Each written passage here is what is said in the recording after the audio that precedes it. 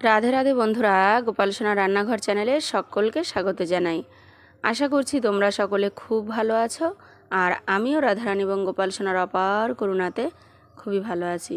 তো বন্ধুরা, গোপাল সোনা রান্নাঘর চ্যানেলে সকলকে স্বাগত জানিয়ে শুরু করছি প্রতিদিনের ন্যায় আজকে একটি দুর্দান্ত স্বাদের রেসিপি। আশা করছি আজকের রেসিপিটাও তোমাদের খুবই ভালো লাগবে, তাই না স্কিপ করে সম্পূর্ণ রেসিপিটি দেখার জন্য তোমাদের কাছে অনুরোধ রইল। বন্ধুরা, আজকে আমি তৈরি করছি দুর্দান্ত স্বাদের বাঁধাকপির স্ন্যাক্সের রেসিপি। নিরামিষ এই স্ন্যাক্স যদি একবার তৈরি করো, সকালের অথবা বিকেলের আড্ডায় কিন্তু দারুণ জমে যায়।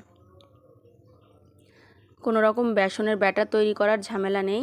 বেসনের বিনা ব্যাটার ছাড়াই কিন্তু দুর্দান্ত স্বাদের নিরামিষ বাঁধাকপির স্ন্যাক্স তৈরি করব। খেতে কিন্তু দুর্দান্ত লাগে, একটা খেয়ে কিন্তু বন্ধুরা মন ভরবে না। তো চলো কথা না বাড়িয়ে চটপট রেসিপিটি শুরু করা যাক। আশা করছি ভীষণ আনন্দভাবে, তাই পাশে থেকে দেখতে থাকো। এখন বন্ধুরা দেখো, বাঁধাকপির কিন্তু সিজন নয়, তো সিজন ছাড়া মানে অফ সিজনে কিন্তু বাঁধাকপির যে কোনো পদ দারুণ লাগে। আর যদি থাকে এরকম দুর্দান্ত স্বাদের স্ন্যাক্স, তাহলে তো কোনো কথাই নেই। তো দেখো বন্ধুরা, আমি বাজার থেকে একটা ছোটোখাটো বাঁধাকপি কিনে নিয়ে এসেছি। এইবারে বাঁধাকপিটাকে আমি খুব ভালোভাবে ছোট ছোট করে বানিয়ে নেব। তো বন্ধুরা দেখো, বেশ ছোটো ছোটো ঝিরিঝিরি করে বানিয়ে আমি ধুয়ে একটা পাত্রে রেখে দিয়েছি। এইবারে বাঁধাকপিগুলোকে আমি ভাপিয়ে নেব। এখন যেহেতু বন্ধুরা সিজন ছাড়া মানে অফ সিজন বা সিজন যে সময় হোক না কেন, বাঁধাকপি অথবা ফুলকপি এই দুটো সবজিকে কিন্তু অবশ্যই জলে ভাপিয়ে খাবে, কারণ অনেক বেশি সার ওষুধ দিয়ে তৈরি হয়। তো দেখো, একটা কড়াই বসিয়ে দিয়েছি, এবার দিয়ে দিচ্ছি এতে পরিমাণ মতো জল।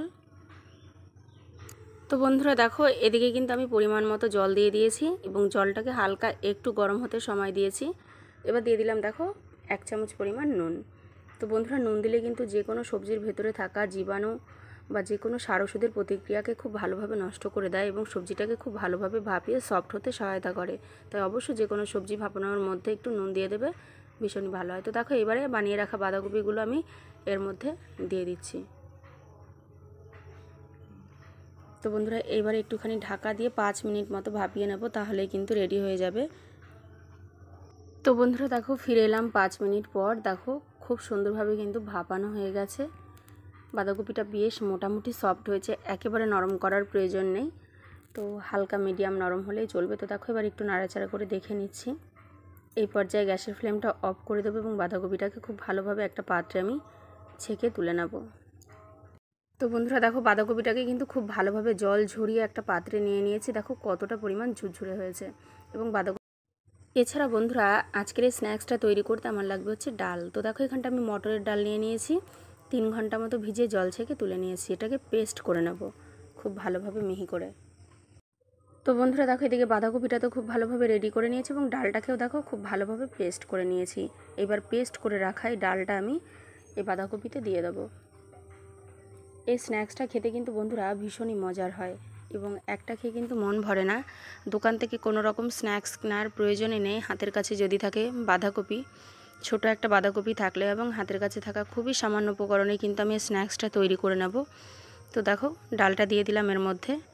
এবার একে একে আমি বাকি উপকরণগুলো অ্যাড করব। তো বন্ধুরা দেখো, এবার আমি দিয়ে দিচ্ছি এতে স্বাদ মতো নুন এবং সেই সঙ্গে দিয়ে দেবো 1 চামচ পরিমাণ হলুদ গুঁড়ো এবং বন্ধুরা দিচ্ছি বাইন্ডিংয়ের জন্য বেসন। তো এখানটায় আমি 2 চামচ পরিমাণ বেসনের ব্যবহার করব। বেসনটা দিলে কিন্তু খুব ভালো বাইন্ডিংয়ের কাজ হয় এবং স্ন্যাক্সের স্বাদটাও কিন্তু দারুণ হয়। তো এই স্ন্যাক্স তৈরি করা কিন্তু ভীষণই সহজ, কোনো রকম ব্যাটার তৈরির ঝামেলা নেই। তো দেখো, সেই সাথে দিয়ে দিলাম 1 চিমটে পরিমাণ কালো জিরে। কালো জিরের ফ্লেভারটা কিন্তু ভীষণই ভালো লাগে। দিয়ে দিচ্ছি জিরে গুঁড়ো 1 চামচ পরিমাণ এবং সেই সাথে বন্ধুরা দেখো, এখানটা একটা ভাজা মশলা ব্যবহার করেছি আমি।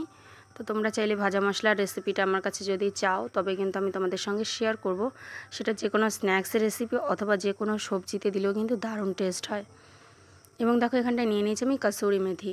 তো এটা হচ্ছে সবথেকে স্পেশাল আজকের এই স্ন্যাক্সের জন্য। এই কসুরি মেথি দিলে কিন্তু সবথেকে বেশি স্বাদটা ভালো হবে। তো দিয়ে দিচ্ছি বন্ধুরা দেখো, এখানটায় লঙ্কার পেস্ট, যে যেমন ঝাল খাও সে অনুসারে। তবে তোমরা চাইলে এখানটায় লঙ্কা কুচি দিতে পারো, তবে আমার মতে লঙ্কার পেস্টটা দিলেই কিন্তু দারুণ হয়, কারণ মুখে লঙ্কা পড়বে না, সেক্ষেত্রে একবার অনেক বেশি ঝাল লাগবে না। তো দেখো, এবারে আমি সমস্ত উপকরণ দিয়ে খুব ভালোভাবে একটু মেখে নেব। বন্ধুরা, এই উপকরণগুলো কিন্তু হাত দিয়ে মাখতে হবে, চামচের সাহায্যে মাখলে কিন্তু হবে না। তো দেখো খুব ভালোভাবে আমি, তো বন্ধুরা দেখো এদিকে বাঁধাকপিটাকে কিন্তু খুব ভালোভাবে মেখে রেডি করে নিয়েছি, কোনো রকম জলের ব্যবহার করা যাবে না। তো দেখো স্ন্যাক্সগুলো তৈরি করার জন্য বাঁধাকপিটা দারুণভাবে রেডি হয়ে গেছে। এইবার এগুলোকে আমি ভেজে নেব। তো বন্ধুরা দেখো এদিকে একটা কড়াই বসিয়ে দিয়েছি এবং কড়াইটাকে বেশ ভালোভাবে একটু গরম করে নিয়েছি। এবার এই পর্যায়ে আমি এতে দিয়ে দিচ্ছি রিফাইন অয়েল।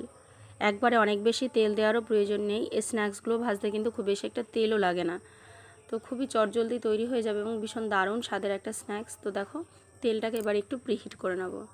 তো বন্ধুরা দেখো খুব ভালোভাবে প্রিহিট করে নিয়েছি, তবে খুব বেশি একটা তেলটাকে গরম করবে না, তাহলে কিন্তু দেওয়ার মাত্রই কিন্তু পুড়ে যাবে নিচটা, সেই কারণে হালকা মিডিয়াম প্রিহিট করে নিয়ে দিতে হবে। দেখো এখানটা আমি লম্বা লম্বা শেপ করে নিয়েছি, লম্বা লম্বা শেপে কিন্তু আমি আজকের এই স্ন্যাক্সগুলো তৈরি করব। তো দেখো একে একে আমি সমস্ত স্ন্যাক্সগুলোর মধ্যে দিয়ে দেবো। একবারে ভাজা হবে না, 2 থেকে 3 বার 3টে ব্যাচে ভেজে নিতে হবে। তো বন্ধুরা দেখো একটা পাশ বেশ মোটামুটি হালকা ভাজা হয়েছে, এবার আমি উল্টে দেবো। তো এই পর্যায়ে কিন্তু গ্যাসের ফ্লেম লো টু মিডিয়ামে রেখে ভাজবে, এতে করে কিন্তু সুন্দর একটা কালার আসবে। হাই ফ্লেমে দিলে কিন্তু একবারে পুড়ে যাবে, ভেতরটা ঠিক করে ভাজা হবে না। তো দেখো এবার আমি উল্টে দিচ্ছি এক একটা পাশ। তো বন্ধুরা দেখো এইভাবে এক একটা পাশ নাড়াচাড়া করে উল্টে পাল্টে দেখো খুব সুন্দরভাবে একটু ভেজে নিতে হবে। তো দেখো আশা করছি তোমরা দেখেই বুঝতে পারছো কতটা সুন্দর কালার হয়েছে এবং কতটা সুন্দরভাবে ভাজা হয়েছে। তো এই পর্যায়ে আমি নামিয়ে নেব এবং এইভাবে আমি বাকি ব্যাচগুলো ভেজে তুলে নেব।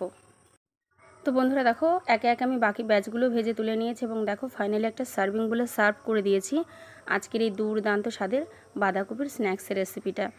তো দেখো আমি খুব সুন্দরভাবে একটুখানি গার্নিশ করে দিয়েছি স্লাইস করে রাখা টমেটো দিয়ে। এই স্ন্যাক্সের রেসিপি কিন্তু যে কোনো একটা খেয়ে মন ভরবে না, আশা করছি তোমরা দেখেই বুঝতে পারছো কতটা লোভনীয় হয়েছে। এটা কিন্তু যে কোনো চাটনির সাথেও কিন্তু দুর্দান্ত লাগে।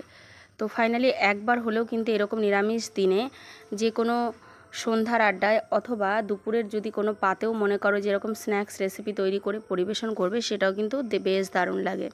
তো বিকেলের আড্ডা কিন্তু দারুণভাবে জমে যায়, যে কোনো চাটনির সাথে চায়ের সাথে কিন্তু খেতেই পারো, ভীষণই ভালো লাগবে। তো বন্ধুরা ফাইনালি আশা করছি আজকের এই দুর্দান্ত স্বাদের বাঁধাকপির স্ন্যাক্সের রেসিপিটা তোমাদের খুবই ভালো লেগেছে।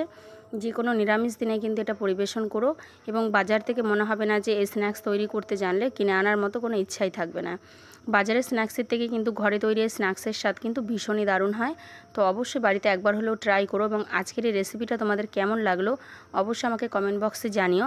এবং সেই সাথে আজকের এই রেসিপিটা যদি তোমাদের ভালো লেগে থাকে তাহলে অবশ্যই ভিডিওটিকে লাইক কমেন্ট শেয়ার করো এবং চ্যানেলে যদি নতুন বন্ধু হয়ে থাকো তাহলে আমার গোপাল সোনাকে ভালোবেসে অবশ্যই সাপোর্ট করে চ্যানেলটিকে সাবস্ক্রাইব করে পাশে থেকো।